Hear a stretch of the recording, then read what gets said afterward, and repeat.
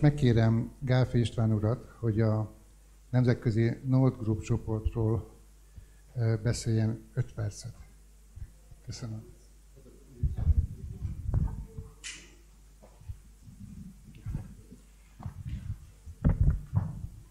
Azt hiszem, hogy az itt jelenlévők, azok a jó előre megtervezett Covid-plandémia minden részletét bizonyára nagyon jól ismerik.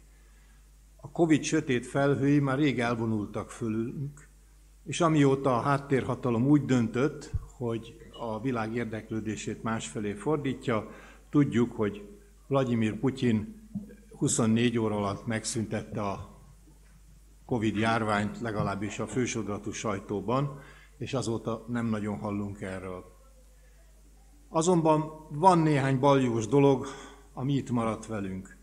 Nem csak az oltások súlyos, mind a mai napig tartó mellékhatásai, hanem itt van velünk egy lopakodó veszély is, hogy rövid időn belül az összes oltást az 1000 sebből vérző mRNA-s alapúra akarják cserélni, tekintettel arra, hogy úgy gondolják, hogy a Covid-oltásoknak hatalmas sikere volt.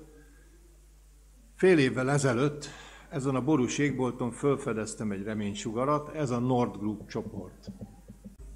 Ez a nordgroup.info weboldalon található, ez mindjárt meg fog jelenni a képernyőn. Ennek a csoportnak a célja nem kevesebb, mint hogy nemzetközi tiltakozással eléri az mRNA-s oltások betiltását.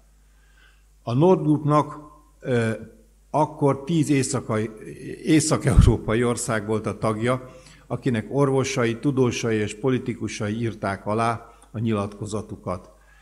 Tekintettel arra, hogy ennek a Covid ellenes harcnak jó magam is aktív részese vagyok, felvettem a kapcsolatot velük, mondván, hogy ugyan nem vagyunk észak-európai ország, de szívesen csatlakoznánk.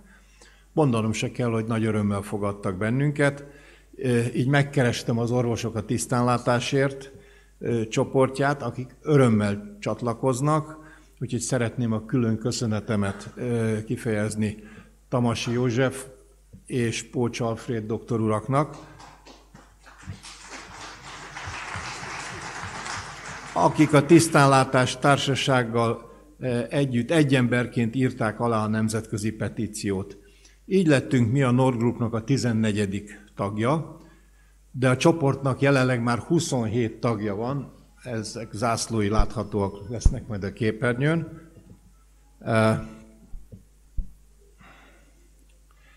Ebből a 27-ből 22 az Európai Unió tagja, és nemrégiben talán az egyik legjelentősebb csatlakozó az USA volt, tehát ő a 27. csatlakozó nálunk. A csoport minden tagja a saját nyelvére lefordítva ugyanazt az aggodalmat kifejező, ugye nem tudok jobb fordítást mondani a Letter of Concern-re, levelet juttatta el a saját országának a miniszterelnökéhez és az egészségügyi miniszterhez. Ugye nálunk ez a kitüntetett cím, tudjuk, hogy Pintér Sándornak a tulajdonában van. És egy második levelet is ugyanígy kiküldtek, ebben pedig már a génterápiás oltásokban található magas DNS szennyeződés miatti aggodalmukat fejezték ki.